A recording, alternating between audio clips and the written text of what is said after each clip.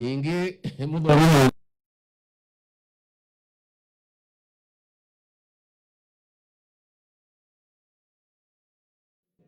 mudu avage araye no ndegi gweterera forever itono nirakenda gutongorio uguo ni ngauga mundu wothe ingire kiharo. Mko sawa? Thank you very much viongozi wa Kiambu, nimemkaribisha hapa, asante sana.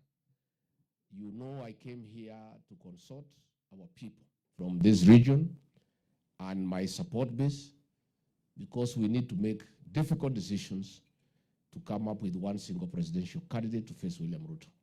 So nimekuwa hapa nikisikiza wananchi na viongozi, watu wa kanisa, watu wa biashara.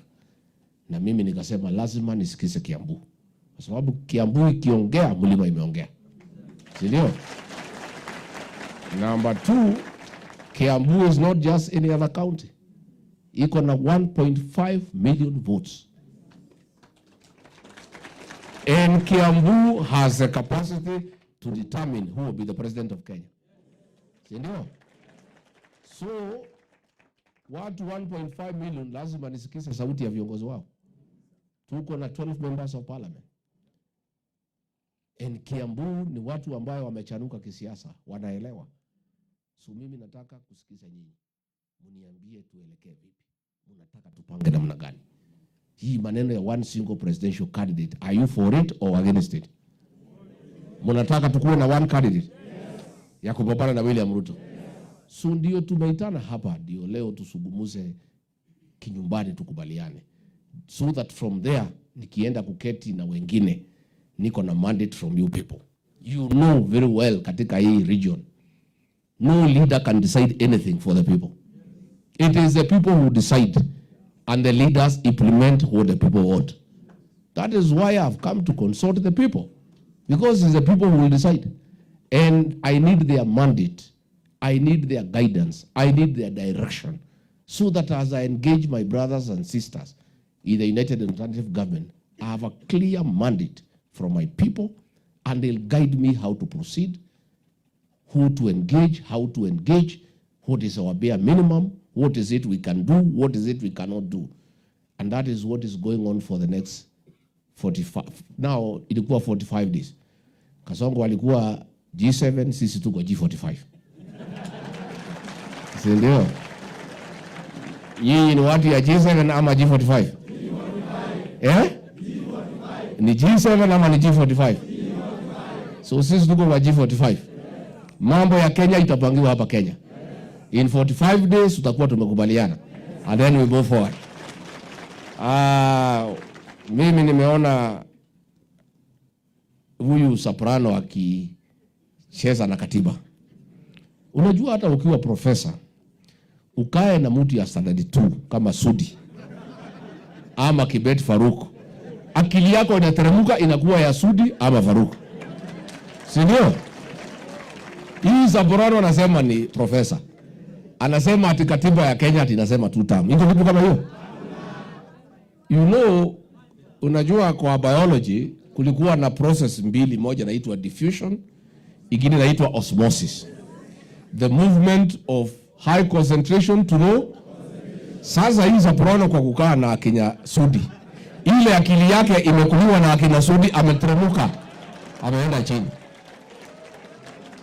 Wewe Soprano, the Constitution of Kenya says that a president is eligible not more than 2 terms. Finished. Haisemi lazima uende term mbili, inasema you can only go for 2. The same constitution says there shall be an election every 5 years. So unaweza chaguliwa first term, term ya pili ufukuzwe. Si ndio? So wewe Soprano, wewe unajiita profesa, washa nikuelemisha kidogo. Because hii kukaa na Sudi na Faruku imekuletea hasara kubwa. You are embarrassing us here in the mountain. You are reasoning like a standard 1 child. You are reading the Constitution upside down. The Constitution says a president is eligible for a maximum of 2 terms. But there is nowhere the Constitution of Kenya says you must go for 2 terms. The same Constitution says there shall be an election every 5 years. And hence on 10th August, there shall be another general election where your boss will be one term. If the framers of the Kenya Constitution wanted somebody to go for 10 years, ingesema president aende miaka 10, lakini ilisema aende miaka 5, arudi kwa raia. Huyo mtu yako Kasongo alisema anataka one term, arudi kwa raia, asipofaulu, asipoperform, afukuzwe. And that is what has happened. Ameharibu Kenya, ameiba kila kitu, ameua watoto, amedanganya kila mtu, na ndio wa Kenya across the country, not just here in the mountain, they have decided William Ruto is one. So wewe Soprano, please don't embarrass us. You are our son. You are reasoning kwa kuketi na Sudi na Faruku has diminished your thinking. You are thinking like a standard one child, and you are reading the Constitution upside down. So take time. Yeah? I still have your number. I'll send you an abridged version of what the Constitution says about the election of a president. Yeah? And the term limit for the president. Si ndio? Hii Soprano ni bure si bure? Ni bonoko si bonoko? Ni aibu si aibu? You are embarrassing us. You know, even children, you know, students are embarrassed by the kind of pronouncements you are making, trying to please William Ruto. You know, you are reasoning like somebody who has never been to school or somebody who has never read anything. And you don't seem to even understand the Constitution. And then you say you are a professor of law. Wewe umetuaibisha sana ndugu yangu. Yeah? Sisi tunakuombea Mungu akusaidie. Hii kukaa na Faruku na Sudi ni hasara. Na mimi ndio nilikataa kukaa na hiyo watu. Unajua hii Faruku na Sudi walikuwa karibu na mimi, nikaona watanifanya nikuwe mjinga. Watakula ile akili yangu wanipeleke mahali wako. Ya pili, nimeona huyu Kasongo jana pale Kianyaga Stadium. Amesanya watu na mabasi. William Ruto cannot address an organic crowd. He can only address a hired crowd. Lazima watu wasanywe na mabasi ya shule, awalipe wamsikize. All the buses that were bought for schools are no longer available for students. They are for ferrying Kenyans from across the country to go and listen to William Ruto after payment. And that is why we are saying mambo ya William Ruto tumemalizana naye.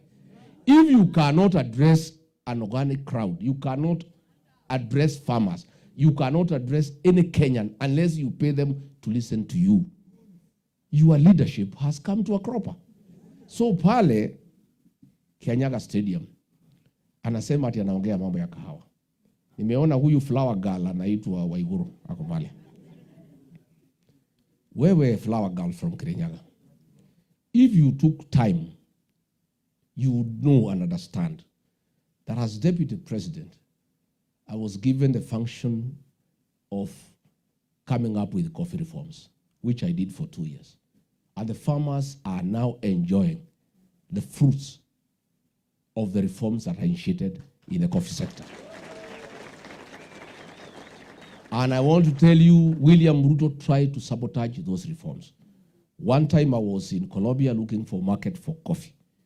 Akaambia PS anaitwa Harsama to call all the coffee cartels in Weston Hotel wasabaratishe ile reforms nilikuwa nafanya. Nikamwandikia message nikamwambia keep off wewe Kasongo. Usiingilie kazi yangu.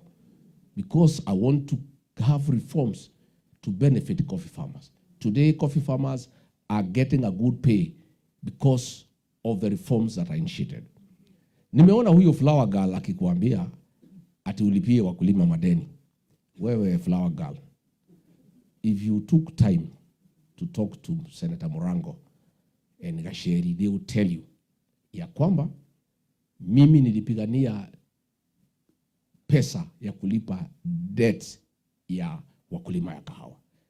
In 2023, William Ruto approved 118 billion to pay debts for sugarcane farmers. And then I went to see him. I asked him, you have done very well to pay for sugarcane farmers, and I want to thank you because they are Kenyans, and it's good they get relief. But much as we have helped the sugarcane farmers, what about coffee farmers who assisted you to be president? Akanizungusha for 1 year. I fought within cabinet committee and the cabinet. And I had one day huyu Kuria, hata kama amekuwa msaliti wa jamii, akikubali. Niliwaita. Nikawaambia, nyinyi mawaziri ya mlima, wacha munisaidie tusukume payment of coffee debts ya wakulima. Ruto alijaribu kukataa, akatumia Aden Duale. Every cabinet meeting we went, when I tried to push for debt waiver for coffee farmers, Aden Duale would oppose. Until I became very tough. And the waiver of coffee debts, 7 billion was passed by the cabinet, and 7 billion put aside for that work. The date I was removed from government, William Ruto cancelled that plan and took away that money. So wewe flower girl naitwa Waiguru, unapigia Ruto makofi hapo ati atusaidie kutoa madeni ya wakulima wa kahawa. He is the one who took away what we had already approved. I had pushed it successfully in the cabinet, 7 billion shillings. Lakini kwa sababu anachukia watu ya mlima Kenya, anachukia wakulima wa kahawa, angetaka wakuwe maskini ndio watawale, akaondoa hiyo pesa. So when I saw that flower girl there giggling sheepishly, akimusifu Ruto ati amesaidia kahawa. Ruto ndio shida ya wakulima wa kahawa. Yeye amekuja hapo kujivunia ile reforms ambayo mimi nilifanya. Lakini tunataka kuuliza wewe William Ruto, if you are genuine that you want to help coffee farmers, can you reinstate the 7 billion shillings we had provided for in the budget? And you tell us how. Lazima ulete supplementary budget. Wewe flower girl sasa unasema afanye budget imepita. There is no money for paying debts for coffee farmers. So tell Kasongo, wewe flower girl, afanye supplementary budget. Aweke 7 billion ilipie wakulima wa kahawa madeni yao. Then our farmers can benefit. Nikiingilia ya mwisho, mambo ya finance bill mliona vile lienda. Wabunge wote ya Kiambu walitoroka. Wasaliti. You know? Na mbali tuko na shida katika hii mlima ya wasaliti ni Kiambu. And you guys have a job to do. You must help our community. Pahali operation Fagilia inatakikana ni Kiambu. Kisema Harambee mnasema Fagia. Harambee. Wasaliti wote. Ichung'wa. Wamachukuru. Kirago. Kahangara. Kagombe. Kururia. King'ara. Kaiburi. Alice Ng'ang'a. Kawanjiku. Tufagie tusifagie. Wamurama. Wamuchomba. Pahali iko kazi ya kufagia ni Kiambu. Si ndio? Pahali inataka kifagio ile kali ni Kiambu. Na si ninyi mtafanya. Nimeona William Ruto ukilalamika. Ati kuna watu wanaitwa Gakunia, kuna watu wanaitwa Gitungati. Wacha nikueleze who are those. I don't think you know. And what it means to the people of this community. Gakunia ni wasaliti wa jamii. Gakunia William Ruto ni wale watu unapea pesa wakusaidie kunyanyasa Wakikuyu. Gakunia William Ruto ni wale watu unapea pesa waharibu mali ya Wakikuyu. Hawa kina Kuria, hao ndio Gakunia. Wacha nikuambie William Ruto, hiyo Gakunia ni ile watu unatumia waende kuchoma mali ya Wakikuyu Gikomba. Wale watu wanaitwa Gakunia ni wale unatumia kufuta watoto wetu kazi. The people ambaye wanakufuata kuangaisha jamii yetu. Na hao ndio watu wanachukiwa zaidi katika hii jamii. They are the most hated people in this community. And their crime is never forgiven. And those people will be punished next year. Sindio? Nikuambie William Ruto, hao watu unaita Gitungati. Let me tell who those are. It is this team here. Ni wale wazalendo. Ni wale wazalendo wanasema hawatakubalia wewe kuangaisha jamii. Ni wale wazalendo wanasema hawatakubalia wewe kuchoma mali ya Wakikuyu. Ni wale wazalendo wanasema hawatakubalia wewe kufuta watoto wao kazi. So when William Ruto, you talk about Gakonia and Itungati, you don't know what you are talking about. It's a very emotive matter in this community. Na wewe utajua. Next year, hiyo watu yote Tukunia unatumia, by saa 2 watakuwa nyumbani. And I can tell you, William Ruto, the punishment for the traitors of this community is even more severe than the punishment they'll give you. They will be punished more. Because betrayal is never forgiven in this community. It has no remedy. Those are the people you have bought to persecute this community. The community that made you president. You have given them money to turn against their own people. Tunasikia Thursday hii inakuja, umepanga na Moses Kuria vile atachoma mali ya Wakikuyu. Umepanga na Moses Kuria vile watu watapigwa. Umepanga na Itombe na goons mkuja muangaishe hao watu ya Mlima Kenya. Those are the traitors. Hao ndio unaita Tukunia na ujui iko jina ingine wanaitwa Kudangotome. Iko ingine wanaitwa Gati. Iko ingine Komerera ni wale walijificha bunge. Wale Komerera ni wale neither here no. Wanajifanya wako huko na wako wapi? Si ndio? Let me tell you, wacha nikuambie Kasongo, you cannot save those traitors. They have crossed the red line against the community. This is a community that cannot accept betrayal. So hata ukienda kwa mikutano kulalamika ati wanaitwa Tukunia, there is nothing you can do. Their punishment is ready. People are waiting for the date. So hiyo Tukunia, William Ruto nalia ati wanapigwa, utayarishe kwenda nao Sugoi. Mashamba yako ni kubwa. Uko na shamba umeiba pale Kirigoris wakati hapo. Uko na shamba ingine umeiba Davibi, hiyo tutachukua. That one will take and reestate it to the people. Yeah? Yeah, si ndio? Uko na shamba uko Sugoi. Iko pale ingine inaitwa Korere. Wewe hiyo wasaliti yote ya mlima uende nao. Their fate has been sealed. Ama hatujamalizana nao? None of them, I want to tell you, William Ruto, all those traitors around you who have betrayed their community, who have helped you to persecute the mountain people, who have helped you to wreak havoc against their businesses, who have helped you destroy the community and the economic base, their fate has been sealed. And there is nothing you can do. It has nothing to do with Rigathi Gachagua. It has everything to do with the community. And their case has been decided. Wote hawa kina Ichung'wa by saa 2 watakuwa nyumbani. I want to tell you. Hiyo ujue, nimeona ukilia, sijui watu naitwa Tukunia, nini. Tena nimeona unalia mambo ya cousin. Why are you crying? You are crying because you had a plan to isolate this community, 41 verses 1. We stopped you. We organized, united our people, and looked for our cousins. Today we are safe. Our cousins are with us. That is why you are bitter about cousins. Because your plan was a repeat of what you did in 2007. In 2007, you joined Raila Odinga and others and mobilized 41 against 1. When you hounded me out of office, your plan was to unite the rest of Kenya against the mountain. You wanted to isolate us. It has come to a cropper. We were intelligent enough to very quickly look for our cousins and form a partnership. Today, the mountain is not isolated. The mountain has new friends, our cousins. Our cousins. So I can understand your bitterness about the cousin movement, because your plan was to isolate this region so that you can finish us. And God has refused. We have good friends.